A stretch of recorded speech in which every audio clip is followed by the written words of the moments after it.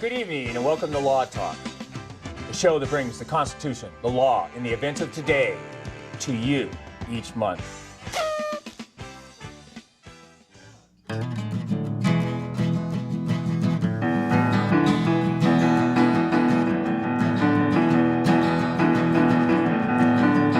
Good evening, and tonight we're here for our very special Law Talk, and that's going to be a debate.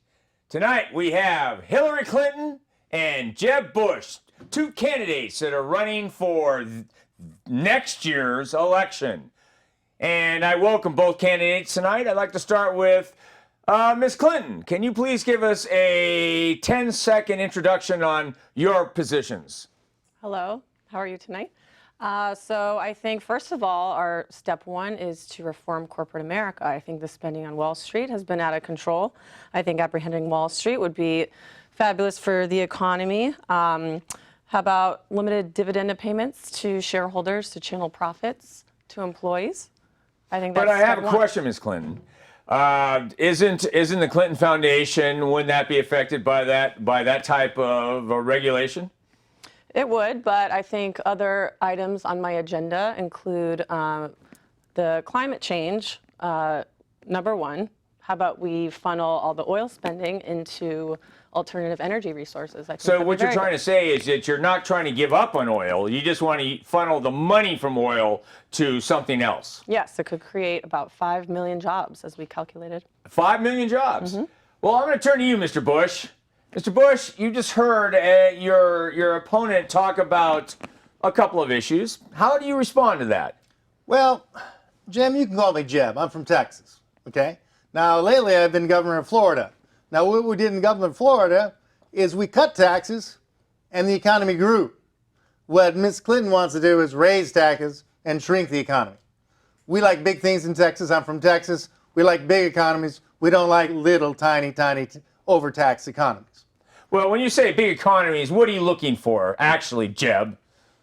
Well, part of it is energy. You know, if we have energy, that helps every American. If oil prices are low and energy prices are low, every American, the price of bread is lower, the price of beef is lower, everything you need day to day is lower because, let's face it, most of the stuff that people buy is trucked. And if the energy prices are lower, you save on prices on everything. Now, Clinton's buddy Obama wanted, the secretary said, oh, we want to get up to $10 a gallon. I don't think we need gas up at $10 a gallon. I think it makes everything too expensive. Well, Ms. Clinton, how do you respond to that when you're talking about $10 a gallon for a price of gas that would literally affect the lower half of the earners in this country? Well, I think there are more forward-thinking ways to do things. I think producing 33% of the nation's electricity from renewable sources by 2027 is a good idea, and that's 7% more than it is now. Obama called it for 20% by 2030. I think we're moving things along quicker. The only problem I have, and I know my audience does as well, is how do you run a car with a sail, Mrs. Clinton? Well, leave it to the scientists. As I said, vaccines are the way to go. I think scientists know what they're talking about. Mr. Bush, how do you counter that idea that we're going to live on renewables by 2027? Well, I'd just like to say, Hillary, you look very nice, and I know that you're a very important, powerful person. You're surrounding people, but you seem like a lonely person. I was wondering, maybe one time you'd like to go out for some coffee and pie or something like that. Okay. Can I pick the place? Yeah, you can pick the place. In anyway, my house? Yeah, sure. But the thing is, what we're talking about here is renewable energy. Well, that's not a whisper in a hurricane. Let's face it, renewable energy is like 2 or 3% of our energy needs. Basically, coal's like 40 or 50% of our energy needs. If we went back to 3% of our energy needs, we'd be rubbing two sticks together and living in a cave. Well, when you talk about living in a cave, how do we like that cave, Mr. Bush? Well, I'm telling you, I've been called a caveman, but I would still rather have oil heating or gas heating in my cave than be rubbing two sticks together. I'd like to ask you, Mrs. Clinton, that the idea about renewable energy is very exciting. And I know that there's big pushes for solar, wind power, and gas power. I understand all that. So how would you combine transportation with the limitation on natural fossil fuels? No comment at this time. Mr. Bush? Okay, well, I think the first thing we ought to do is when you look at the, they want to do a pipeline up there, up in Montana, up with the Canadians, and that's been stalled for a long time. Now, I actually believe we have enough oil in the United States to be energy self-sufficient. But the Keystone Pipeline should go through because that'd give us a shot in the arm. That'd be a lot of jobs just right off the bat, building the pipeline, refinery jobs. And also, we haven't had a new refinery built in the United States in 50 years. And also, we're restricted from selling oil in the United States. So if we change those things, we'd have a boost to the economy almost instantly. Ms. Clinton, how do you respond when we're talking about the Keystone Pipeline specifically? Well, I remember when you were against the auto bailout. Isn't that something that I think probably saved a lot of the economy? Well, as far as the auto bailout, as far as government motors, I mean, that was kind of a problem because the investors didn't get bailed out, but the union got bailed out. So I guess it depends on who you're looking at, who got bailed out. Well, who did get bailed out? The unions got bailed out. The unions got bailed out. The banks got too bailed out. What's that? The banks got too bailed out. Well, I know, but the investors didn't get bailed out. The investors took the hit. Well, let's take another look, Ms. Clinton. Your name's been in the newspaper a lot lately, talking about issues involving your time as Secretary of State. So when you're talking about your time as Secretary of State, there's been a lot of commentary on whether or not the Clinton Foundation was receiving large sums of money from rogue regimes that you actually gave preferential treatment to. Do you have any response to that comment regarding rogue regimes in the Clinton Foundation? It might have been in an email or two, maybe. Email or two? It might have been. Are we talking about emails that you kept track of as Secretary of State? Exactly. And have you produced? You know that there's been an investigation by several congressional committees regarding emails that involve the Clinton Foundation and you specifically. During that time, did you produce all the emails that you were supposed to have? I wrote them all, yes, if you mean produce. Mr. Bush, do you have any commentary on this whole email campaign that Ms. Clinton's been facing in the news? Well, it all seems a little bit confusing because, first of all, there weren't any emails. And then there were 60,000, then 30,000 got erased, and then none of them were government emails, and then some of them were, and then some of them were top secret, and some of them weren't. Now it turns out some of them were classified, some of them were top secret, and those were kept on a private server somewhere in a bathroom somewhere in Montana. So, Mrs. Clinton, how do you respond to that? Well, if you read my Facebook page today, I did apologize. So I say that's pretty official. I think the FBI was on my tail for a little bit. I think they might have found some evidence of personal and private and State Department, and yes, I've admitted that. But I don't really want to talk about it. Wait a minute, Ms. Clinton. Mr. Bush, how you've been following this, I know, because it's part of one of your campaigns to be transparent. Has Ms. Clinton been transparent with her email? Well, it seems like it raises a couple questions about veracity and honesty and that kind of thing. If 30,000 emails get deleted and you're claiming those are personal, but the only people who got to decide whether they're personal or not were the attorneys for Ms. Clinton, and no one else, the State Department didn't get to make that determination. So I think that's kind of raised doubt in some people's mind whether the right ones got deleted. Ms. Clinton, what do you respond to when you talk about deleted emails? Do you have a response to that? I'd rather not discuss it. Like I said, it's been on my Facebook Well, why page. is that, Ms. Clinton? You know this is an I'd like to important move matter. on. I'd like to move on. Just like Benghazi. Yeah, but I'm just saying, the thing is, the questions everyone's asking is, did you delete the emails? Did you erase the server? No, we're worried about the emails. Well, I'm sorry, we got to talk about this. We got to talk about these emails a little bit. Don't shoot. Ms. Clinton! Don't shoot. Okay. Yeah, All right. There we go. Oh, Mrs. Clinton! Mrs. Clinton, put that gun down, please! Okay. Mr. Bush, are you capable of continuing this debate? Yeah, it's just a scratch. That's flesh wound in Texas. Yeah, I'm from Texas. It's just a scratch. All right, Mr. Bush. Well, we have other topics to cover tonight. Mrs. Clinton, can you control yourself? Yes, gun is down. Can you 25% please gun put the tax, gun by the down, way. Mrs. Clinton? All right, Mr. Bush, what do you know about a gentleman named Philip North and the EPA?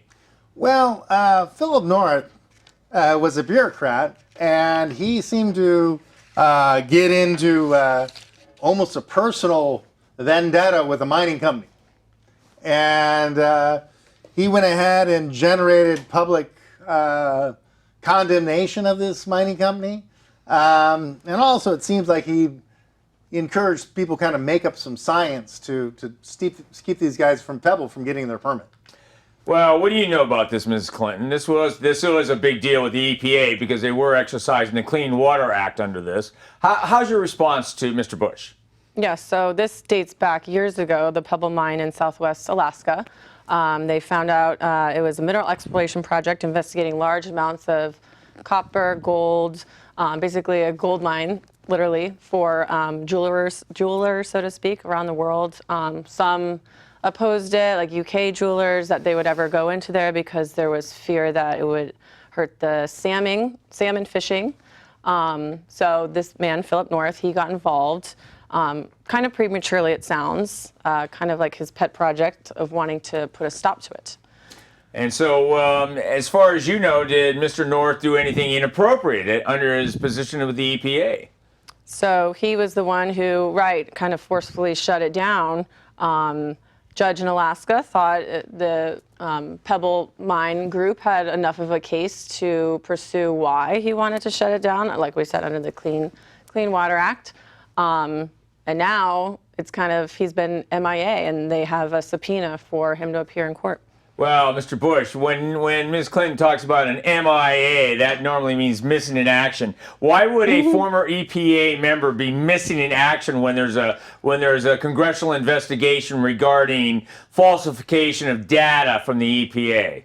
Well, there's a little more of a backstory on that. Not only did this guy kind of manufacture some science and manufacture public outrage, he also, his computer crashed, and his hard drive was damaged, and he lost all his emails. Wait a minute. This is sounding awfully familiar. This has happened more than once in this current regime. Can you explain a little bit how the emails crashed?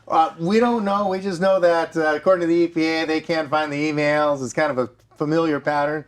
But also, then Mr. North went on a boat trip, and he's been on the boat trip for about a year, so he hasn't been able to answer the subpoena, and nobody really knows when he's going to get back from his round-the-world boat trip. Wait a minute. I understand that he actually has a family. He took children out of school to go on this boat trip. Yeah, it's a family trip. Does anybody know where the boat trip landed? Last thing that people heard, he was in Australia, but that's not really confirmed. Is this anything like Gilligan's Island?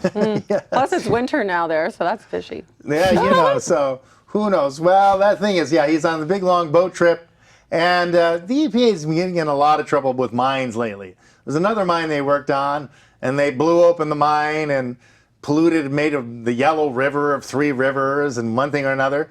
And just days before they went ahead and did that, geologists had wrote a letter to the editor saying, whatever you do, don't go ahead and mess with this. Don't touch it. Leave it just how it is. And of course, they went ahead and messed with it, and they blew up and polluted three rivers. Right, and my understanding of that disaster was that the EPA was trying to control sludge that they were charged with controlling. Is that what happened, Mr. Bush? Well, it didn't work out so well. And also, the EPA did an internal investigation about the disaster, which most companies or corporations would have been, severely fined or thrown in jail, or at least everyone would have been fired. But the EPA did their own internal investigation, and they found that the spill would have happened anyway. So we're talking about the same type of internal investigation like the IRS did under Lois Lerner and the EPA is now doing. Now, Ms. Clinton, what do you feel about the EPA, and do you think they should be regulated a little more thoroughly to ensure that there's an overwatch or a watchdog group that's in charge of the EPA? Right. Well, especially because there, is one point person now in question, and they said that one of his hard drives was encrypted, and no one knows why that would even be, why he would have to have an encrypted hard drive, which has been hard to track. Well, aren't the rules in the government that all your emails are supposed to be controlled by the government, and technically speaking, if somebody is an agent for the EPA and in a position of authority, that his emails should also be open to the public through the proper government channels. And be able to physically track him. So you're a firm supporter in ensuring transparency when it comes to emails. I am. I think I've learned my lesson. Learned your lesson well. Mr. Bush, what do you feel about that? I don't want to get shot again. Okay, so we're going to leave that alone, but let's move on. Let's move on a little more about this EPA. The Clean Water Act. How is that being applied now, Mr. Bush? Well, the Clean Water Act's been applied in the same way the Clean Air Act. They're saying carbon's a pollutant, and they're saying that basically any puddle of water is a navigable water. Now, I guess if you had a toy boat or something, it'd be navigable. But now they're starting to claim that any body of water is a navigable water, and that puts it under the paradigm of the Clean Water Act. And so people who have it rains in their pasture or something, all of a sudden now this is a Clean Water Act issue, and they can't drain their pond. You know. Well, I have a question. Doesn't that affect a lot of farmers and a lot of people that are just normal? They have farms with ranches and orchards, and how does the Clean Water Act affect them? Well, sure. I mean, if you got something, like you got standing water is going to have mosquitoes or one thing or another, or you want to have proper drainage so you don't have flooding, you want to drain that area now. In a lot of cases, people are getting fined for doing that. Okay, so you're telling me now that EPA is saying that they have the enforcement capability of a police force? Well, they always had the enforcement capability of the police force. They have badges and they have guns. They're heavily armed. They are a heavily armed, law enforcement agency. So they've always had that power. But now they have a lot more guns than they used to. A lot more agents are armed than there used to be, and also they tend to do these kind of SWAT team raids and stuff like that, and a lot more frequency than they used to. Well, I have a question. Is this been under this current administration that the EPA has been more fully armed, or has this gone back several presidents? Well, I think it's been going on, and I think it was in 9/11 they started arming all the federal agents, right? So all the agents started getting more heavily armed. But as far as how pervasively their enforcement powers are, that's grossly increased under the Obama administration. I mean, a tenfold or 100-fold. That's pretty incredible. So let's hope that the EPA is going to treat us nicely. And that goes back to you, Ms. Clinton. One last question. I didn't really get a good answer on this, but what would you do to control the EPA and rule it in a little bit from its over police activities? Well, I think agents like this, Philip Morth, he's a little one-off. He came in before there was even a question about the environmental safety of this mine, way before 2010. So I think just individual regulation is best. Okay. Well, any last words on this subject, Mr. Bush? I just been shot. I appreciate you don't bring up last words. Okay. Do you need any Band-Aids over there, it's just a scratch. I'm from Texas. We're tough. It's just all right. a scratch. I think at this point we're going to have to leave it, and we're going to move on to our next subject, and our final subject for debate tonight. And this is a hot topic that I want you to both think clearly about, because the fate of our nation may lay in your hands. I'm going to start with you, Ms. Clinton. Are you familiar with the current deal that was worked out with Iran regarding nuclear proliferation? Yes. We're on the eve of destruction. Are you familiar with this transaction? I am. So And can you tell me what your interpretation of this transaction is? So basically, Iran is about to potentially get $100 billion from lifted sanctions that date back to oil sales that they generated in different countries over time. Syria, China, Turkey, they think. South Korea, China, India. And so the fear is that this money could be redirected into their terrorism groups, $100 billion total. Do you believe Iran is a sponsor of terror? Yes, the administration has come out and said that they're the number one top leader of state sponsor of terrorism in the world. Why would anyone in their right mind give the top sponsor of terror $150 billion that they don't have today, Mrs. Clinton? Don't believe we're on the eve of destruction. Well, this is what the UN has decided. And the thing, though, is their GDP is $400 billion as of last year. So $100 billion isn't a huge amount, but even if they're using 5 to 10% of that, that's $5 to $10 billion more that they have on this kind of spending. Mr. Bush, what's your response to that? Well, you know, the Iran deal is a bad deal. And all you have to do is look at Israel and look how they're panicking about this, you know, because they're the first one that are going to get nuked. And then Europe and then us. And so, I mean, of course, you don't want a nuclear arms race in the Middle East. But if Iran has a nuclear weapon, Israel's already got a nuclear weapon, Saudi Arabia is going to have one, Syria is going to have one, Jordan's going to have one. Everyone's going to be not buying nuclear weapons as fast as they can. And that's an unstable area. And I think that reminds me of a song from back in the 60s. And what song was that?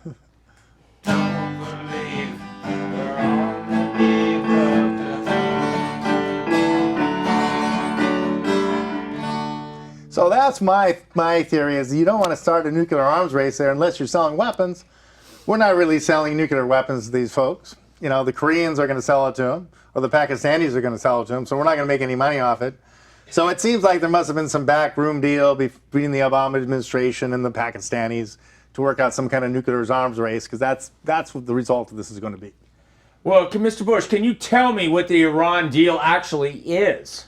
Well, nobody really knows because it was all done in secret. It's kind of like the Obamacare bill. No one knows what, you know, you have to pass it to read it, and we never get to read it. And then there's also secret deals done between the government and the UN that the Congress doesn't know about. So it's all kind of a shady deal. But basically what it comes down to is we're trusting the Ayatollah to police themselves. Well, my understanding is that when we ask to inspect their weapons site, they have 24 days to produce some dirt from that weapons site to let us inspect that dirt. How do you respond to that, Ms. Clinton? Right, I don't think a good thing. I think that this whole deal, though, it's going to be at least 6 to 12 months out before inspections are complete, rather, to pursue handing them over that money. Do you believe that trusting the Iranians is the right thing to do, Mrs. Clinton? I think it's a slippery slope. Do you believe the Iranians are going to tell us the truth? That's the hope. I mean, there's already proof that there's a tack tunnel under the border with Israel being built. So there's already clear indication that this extra money, that this extra money is probably not a good idea. What do you think, Mr. Bush? Do you believe that we can trust the Iranians? Well, I think the problem is that the president went to the UN instead of going to Congress. And it seems like Obama always wanted to be president of the world and not so much the president of the United States. And that's maybe fine for the Iranians, but it's not so good for the American people. Well, do you believe the Iranians are going to uphold the inspection regime that was even discussed in the UN and agreed to in this document? Absolutely not. And who do you think will be the ultimate beneficiary of this treaty that we're allegedly working towards? Well, I think it'll help the Russians, because the Russians are going to sell nuclear centrifuges and nuclear power plants to the Iranians. And then for the weapons technologies, the Pakistanis will probably sell them what they've got and help them along. So I think it will benefit Iran and Russia and Pakistan. And I think it will make the Middle East a much more dangerous place, and it's already a very dangerous place. Well, I have a question, Mrs. Clinton. What would you do should Iran drop a nuclear bomb on Israel? That's a small question, isn't it? Well, like I've said in the past, China, for example, never fits neatly into a category like a friend or a rival. I think we need to treat these countries as neither pole or opposite. I think that there's still work to be done in negotiation and potentially figuring out where else this money can be funneled. But like I said, that $100 billion, even if they use a small amount, it's not a huge amount that they are able to funnel into this program. You know that they run Hezbollah. Yes. the PLO, and they are undermining Syria, and they're fighting in Iraq, and they're literally all over the Middle East today with the money they earn. Mr. Bush? I'd like to say something to all the Spanish-speaking people out in the audience. Hola, ¿cómo está? Yo quiero más cerveza. ¿Dónde está mis zapatas? ¿Dónde está esa muy bonita señorita? Sí, claro. Muy claro. Anyway, Miss Clinton, beyond those fine words spoken by Mr. Bush, my question to you is, I'm still looking, what would you do should there be a nuclear bomb dropped on Israel? I think if it's directly related to these monies that they are going to get, is that what you're asking? I would say that it could be directly related to the fact that this Iran deal that's being worked out and trumpeted by your party and supported by you potentially could be the first nuclear weapon that's used in the, whether it's used through one of its proxies or used directly by Iran. What would you do to Iran should Israel have a bomb dropped on it? I think there could and should be retribution for sure. And who would that retribution be targeted to? To Iran and the parties And involved. what type of retribution are you talking about? Sanctions? Could be. War? Could be, although I think the money we have already spent on these past wars is way surpassed what's necessary, so I think there might be other routes. I'll turn to you, Mr. Bush. I'm going to ask you the same question. What would you do as president should there be a bomb, nuclear bomb, dropped on Israel? Well, I think it depends on who dropped it, but I think what it comes down to is it's kind of like what we say in Texas, closing the barn door after the horse is gone. You know, I mean, that's what we want to stop. The Iranians are promised to blow up Israel, and they promise to blow us up with nuclear bombs. And they get up every morning and chant, kill America, kill Israeli. So there's not really much doubt about their intentions, right? So if you're going to stop them from doing it, once they've done it, it's too late. I mean, the whole, you know, the cards are off, you know, the bets are off. Once Iran hits Israel, bets are off the table. Nobody knows what's going to happen. There may not be anything left on the planet after that day. Would you act in a proactive manner? Well, I would definitely act in a proactive manner. You know, I would say that we have to do everything possible to make sure that Iran doesn't get the bomb. And I would keep every option on the table for that. All right. Well, with that, I think we're going to conclude our debate for the night. I wanted to thank you, Ms. Clinton, and you, Mr. Bush, for coming in and allowing some questions to be posed so we can see what kind of people you would be as president. Thank you very much. Vote for Jeb. Hillary.